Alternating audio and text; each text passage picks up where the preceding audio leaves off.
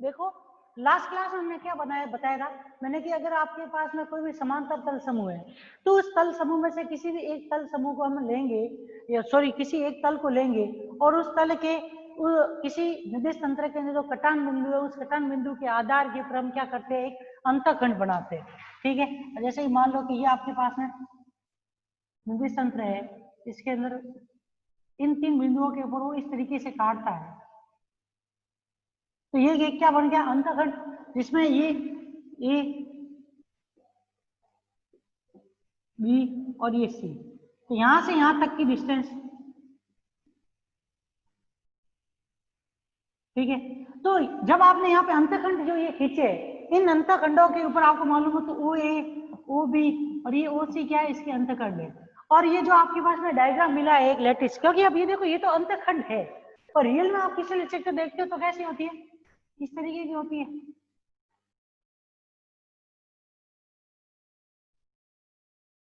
इस तरीके से इस तरीके।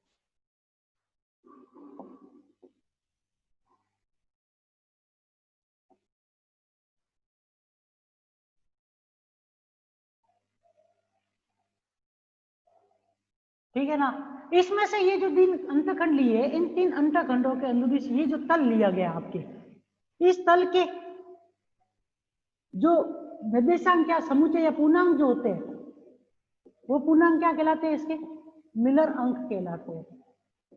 और इसके ये मिलर अंक जो है वो किससे ज्ञात किए जाएंगे, इस जो आपके पास में जो डायग्राम है स्ट्रक्चर है उसके ए बी और सी के गुणांकों से। ठीक है, उससे ज्ञात कर लिए जाएंगे।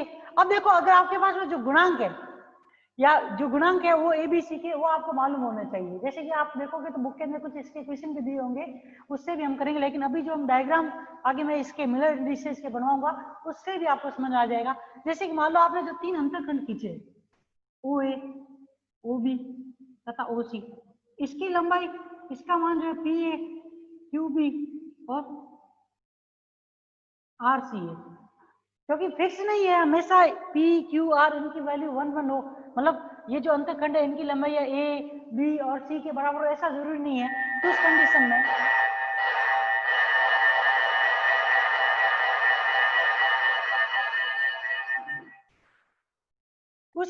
के अंदर जो इनके ये गुणांक है इन गुणांकों को हम क्या लेते हैं, व्युत्क्रम लेते हैं।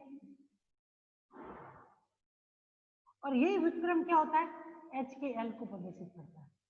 ठीक है ना, किसको प्रदर्शित करेगा, एच के एल को। अब इनमें करना क्या होता है कि जो आपके पास वो पॉइंट होते हैं, ठीक है, उन पॉइंटों को आपको क्या करना है, जिस अक्ष के अनुदिश ए बी सी, आपने मान लो कि ए लेटिस वेक्टर जो है वो एक्स अक्ष के अनुदिश बी है, जो वाई अक्ष के अनुदिश सी जो है वो जेड अक्ष के अनुदिश है, तो उसी तरीके से एच के एल है, एच होगा एक्स अक्ष के अनुदिश जो मिलर इंडिसेस होगा, के है जो आपके वाई अक्ष के अनुदिश, जेड जो है जेड अक्ष के अनुदिश वो क्या हो जाएगा आपके एल।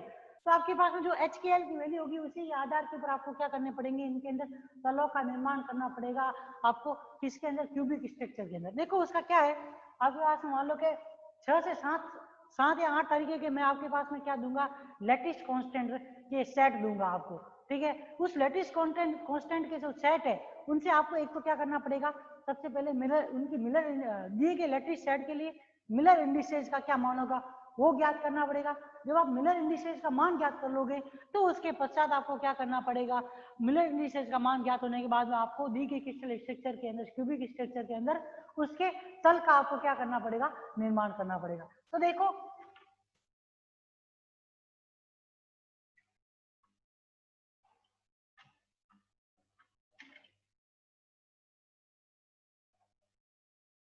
क्वेश्चन में है ड्रॉ द फॉलोइंग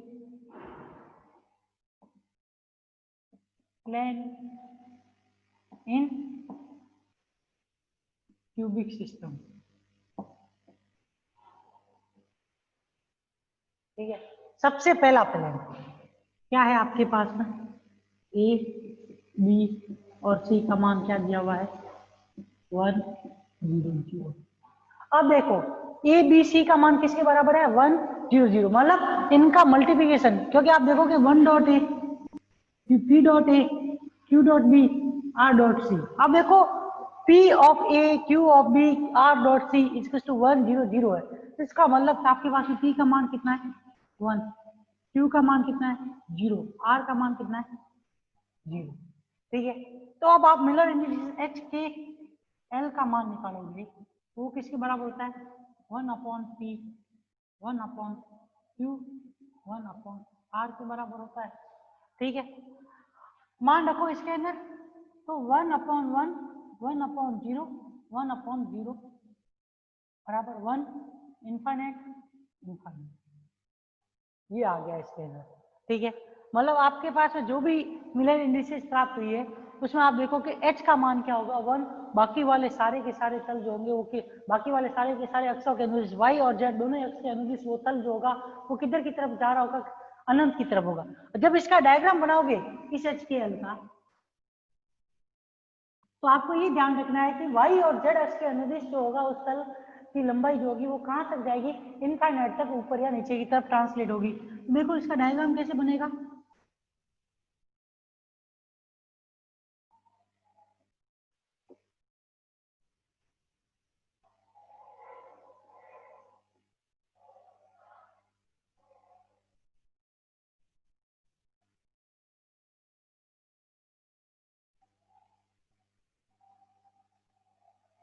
अब देखो Y और Z के सापेक्ष कैसा जाना चाहिए इनफाइनाइट, मतलब Z के सापेक्ष इनफाइनाइट,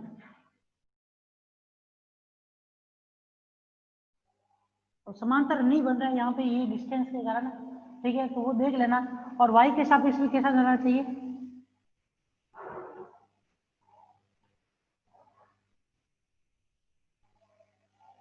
इनफाइनाइट जाना चाहिए, लेकिन X के सापेक्ष उसकी वैल्यू क्या है 1,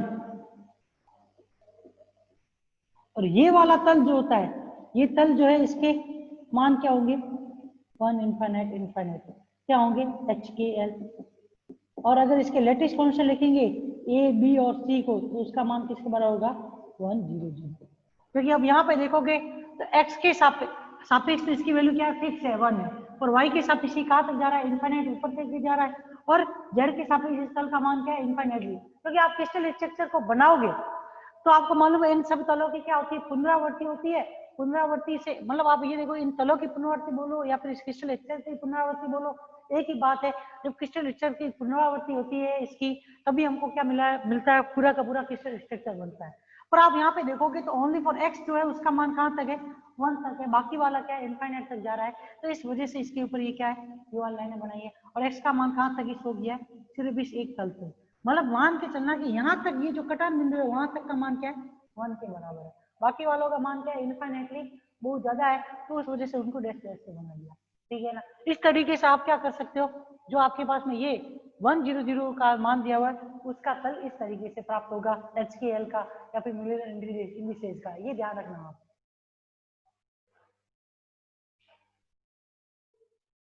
इसके अंदर ये तो पहला डायग्राम था, अब ऐसे कैसे आपको एक और वैल्यू जो है ये ओनली फॉर एक्स एक्स के अनुदिश जब आपके पास में लेटिस कांस्टेंट का मान हो बाकी वाले जीरो हो तो उस कंडीशन में इस तरीके का डायग्राम बनेगा।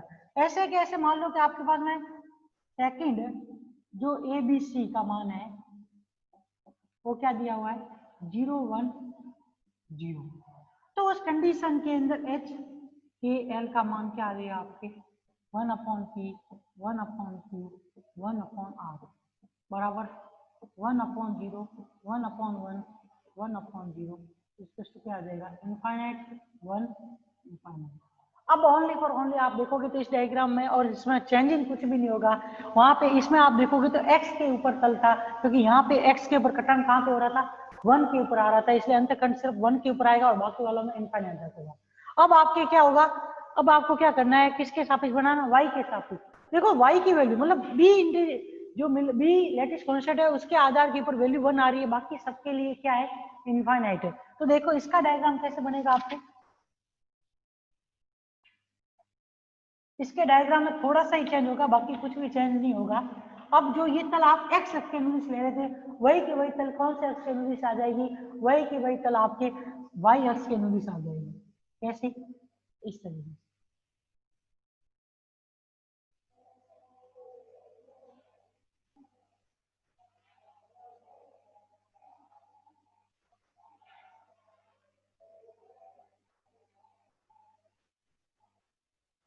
y पे ये वैल्यू क्या होगी 1, बाकी वाले x के अनुदिश इनफाइनाइट जा रहा है, z के अनुदिश भी क्या जाएगा इनफाइनाइट जाएगा। ठीक है ना, ये तल जो है ये किसके लिए A B C equal to 0 1 0 के लिए है, और एच के एल में कौन से के लिए है इनफाइनाइट 1 इनफाइनाइट। ये जो तल है ये किसका एच के एल है, किसका कौन से मिलर इंडिसेस का है इनफाइनाइट 1 इनफाइनाइट का है। ठीक है ना, मतलब y के ऊपर तो इस तल का मान देखोगे तो इस जो तल आपके पास समांतर तल समूह उसका मान क्या है 1 है। ठीक है, लेकिन उसके बाद में ये तल जो है वो क्या है z और y के अनुदिश क्या है इनफाइनाइटली आगे की तरफ बढ़ता रहेगा। ठीक है ना, इसकी वैल्यू इनफाइनाइट तक होगी। ठीक है, अब इसी के जैसे आपको एक थर्ड का किसका निकालना है BC कोष्टक में 0 0 1। इसका डायग्राम आप लोग खुद घर से बना के आओगे, तो बना के क्या आप लोगों को घर पे बनाना है, चेंज कुछ नहीं होगा। अब ये जो आ जाएगा ये सामने वाले फेस के ऊपर आ जाएगा और बाकी वाले इसमें क्या हो जाएंगे इनफाइनाइट हो जाएगी। ठीक है, थर्ड इसके बाद में डायग्राम जो आता है आपके थर्ड के बाद में फोर्थ डायग्राम,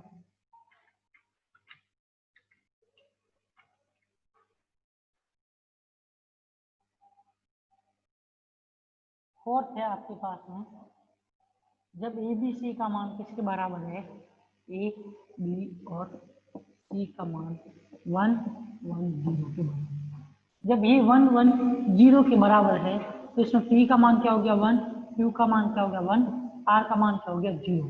तो एच के एल इक्वल टू क्या आ जाएगा आपके 1 अपॉन 1 1 अपॉन 1 1 अपॉन 0, मतलब 1 1 इनफाइनाइट। मतलब जेड के अनुदिश तो ये डायग्राम मतलब आपके पास में जो तल होगा वो कैसा होना चाहिए इनफाइनाइट होना चाहिए। अदरवाइज बाकी सबके लिए ये तल कैसा होना चाहिए आपके कांस्टेंट नियत वैल्यू होना चाहिए, एक दूसरे को काटना चाहिए। मतलब किस किस अक्ष के अनुदिश किस किस लेटिस या किस किस सिमिलर अनुदिश के अनुदिश एच और के अनुदिश। जब इसका डायग्राम बनाओगे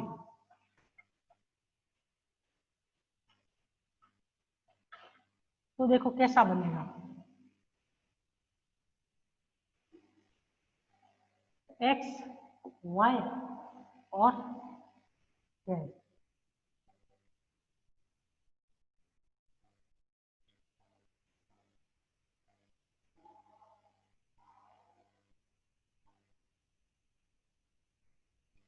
अब देखो इसने x के ऊपर वैल्यू क्या बोली है, मतलब h की वैल्यू क्या बोली है 1 बोली। ठीक है,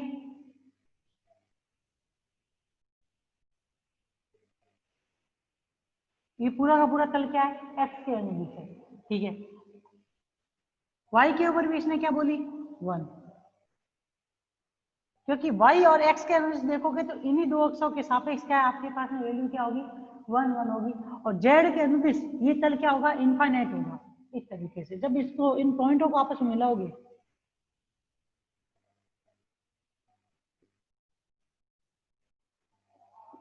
तो ये तल कैसे आगे की तरफ z के लिए इस तरीके से बढ़ता रहेगा। यहाँ पे ये z का मान तो क्या हो जाएगा z मतलब h के l का मान तो क्या हो जाएगा ये 1 इनफाइनाइट। अब देखो h का मान क्या है 1, यहाँ तक ही फिक्स है। ठीक है, y का मान क्या है सॉरी l k का मान वो भी 1, वो भी यहीं तक रहेगा, क्योंकि ये x जो है वो h के लिए, ये वाली x जो है वो k के लिए। ठीक है ना, ये आपको ध्यान रखना है इसके अंदर। इस वजह से इसका डायग्राम कैसा होगा इस तरीके का इसका डायग्राम होगा। इसमें देखोगे तो ये तल क्या है ये तल ये किसके जेड के अनुदिश क्या है लंब, आप देखोगे इनफाइनाइटली चलता रहेगा, पर इसकी वैल्यू x और y के सापेक्ष क्या हो जाएगी फिक्स हो जाएगी, जो कि वैल्यू 1 से अधिक कभी भी नहीं होगी। ये आपको इसके अंदर ध्यान रखना है। ठीक है ना, अब देखो इसको आप देखोगे ना तो यहाँ पे x की वैल्यू ये जो h की वैल्यू है यहाँ पे और k की वैल्यू h का मान भी 1 है और k का भी मान 1 है। जब आप दो पॉइंट मिला दोगे तो इन पॉइंटों को आपस में क्या करना पड़ेगा आपको मिलाना पड़ेगा। ठीक है ना, ऐसे ही ऐसे आप देखोगे तो एक और डायग्राम है कौन सा चौथा पांचवा 1 0 1, क्योंकि अगर इस तल को आप आगे की तरफ बढ़ाते जाओगे इस तरीके से तो ये तल आप आगे की तरफ देखोगे तो इसमें ये जेड अक्ष के क्या हो गया समांतर हो गया, जेड अक्ष के समांतर हो गया। तो समांतर वाली कंडीशन में तो आपके पास में एल का मान क्या होगा, इनफाइनाइट होगा। अगर एल का मान समांतर वाली कंडीशन में आप नहीं लिखोगे तो उसकी वैल्यू क्या हो जाएगी, लिमिटेड हो जाएगी। पर यहाँ पे एल का मान क्या बोला है, इनफाइनाइट। एल का मान इनफाइनाइट मतलब जेड अक्ष के समान के तल वो कैसा होना चाहिए, समांतर होना चाहिए। जब जेड अक्ष के समांतर होगा तभी इस तल इसी एल के अनुदिश या इस एक्स के अनुदिश एल का मान क्या हो सकता है, इनफाइनाइट हो सकता है। अगर आप क्या करोगे, एक्स के अनुदिश समांतर रखोगे तो उस कंडीशन में एच का मान क्या हो जाएगा, इनफाइनाइट हो जाएगा। उसी प्रकार से y के अनुदिश अगर आप समांतर रखोगे तो उस कंडीशन में क्या हो जाएगा, y के अनुदिश उस इंडिसेस का मान क्या हो जाएगा, इनफाइनाइट हो जाएगा। मतलब जिस तल के समांतर आ गया उस तल के समांतर आते ही आपको ये समझ लेना है कि उस तल के समांतर आते ही उस कंडीशन में वो तल क्या है, उस अक्ष के अनुदिश उसका मिलर इंडिसेस का मान क्या है, इनफाइनाइट होगा। ठीक है, अब देखो 1 1 0 इसके लिए जो मिलर इंडिसेस होगी एच के एल उनका मान क्या होगा, 1 इनफाइनाइट 1।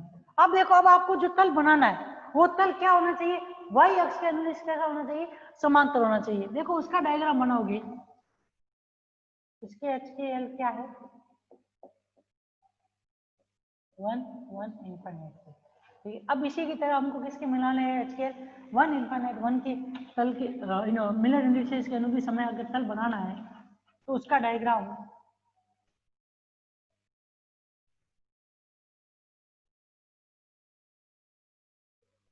एक्स वाई एच के और एल।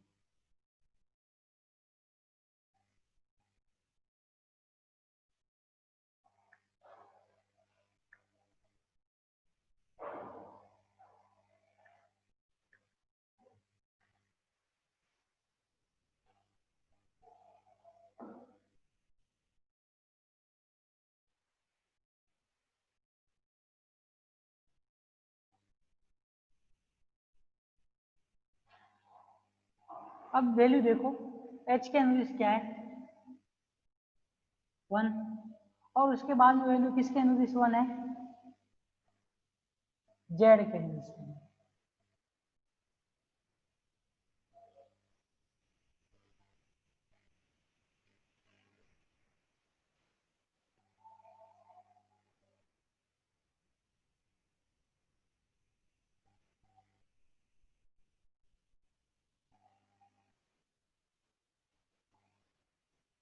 अब इस तल को देखोगे ना तो ये तल क्या है, इस y अक्ष के क्या है, समांतर है। ठीक है ना, और इसका एच के एल का मान जो है वो क्या होगा, 1 इनफाइनाइट 1। ठीक है ना, इस मिलर इंडिसेस के लिए जो डायग्राम बनेगा वो इस तरीके से बनेगा। यहाँ पे x के अनुदिश इसका मान फिक्स हो गया 1 है, y के अनुदिश भी इसका मान फिक्स, सॉरी z के अनुदिश जो l है उसका भी मान 1 है, पर ये y के क्या है, समांतर है, इसका मतलब y x के अनुदिश इसका मान क्या था, कहाँ तक ये तल होगा, इनफाइनाइट। ये आगे की तरफ ऐसा का ऐसा तल हमें मिलता जाएगा y x के अनुदिश, जैसे जैसे पुनरावृत्ति होती जाएगी इस यूनिट सेल की। ठीक है, अब उसके बाद में एक और ऐसा का ऐसा डायग्राम एक आपको किसके अनुदिश भी बनाना है, 0 1 1 के लिए। जब 0 1 1 के लिए बनाओगे तो उस कंडीशन में अब आपके डायग्राम कैसा आएगा, वो इस तरीके का डायग्राम आएगा कि आप किस अक्ष के अनुदिश समांतर बढ़ते जाओ आगे की तरफ, एक्स अक्ष के अनुदिश। तो उसमें क्या होगा, पॉइंट से इतने से चेंज होगी कि एक तो यहाँ पे आ जाएगा, ठीक है, और दूसरा एक पॉइंट यहाँ पे आएगा, तीसरा एक पॉइंट यहाँ पे आएगा। एक तो वाई के अनुदिश आएगा और एक ये जेड के अनुदिश आएगी, ये वाले पॉइंट इससे हट जाएंगे।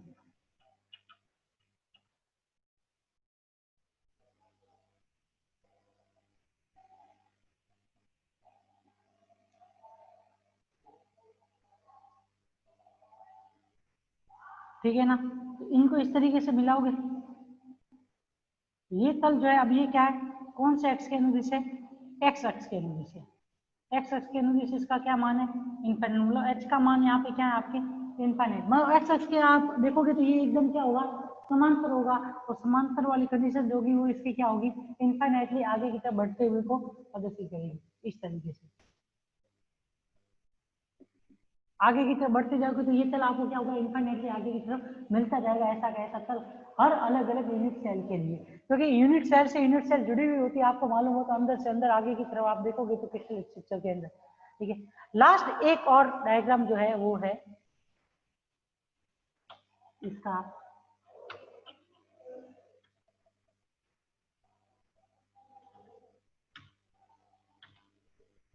वो है आपके नंबर 7, जब ए बी और सी का मान क्या होता है 1 1 1। अब आपके पास में एच के एल का भी मान क्या आ जाएगा 1 1 1। ठीक है, अब इसका जब डायग्राम बनाएंगे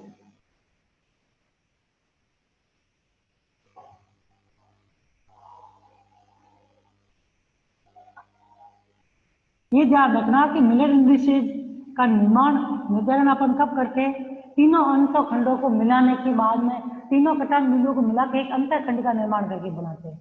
लेकिन जिस समय मान लो कि आपको तीनों कटान बिंदुओं में से एक का मान इनफाइनाइट आ रहा है किसी भी का, तो उस इनफाइनाइट का मतलब वो उस अक्ष के अंदर क्या होगा इनफाइनाइट होगा। ये आपको इसमें ध्यान रखना है।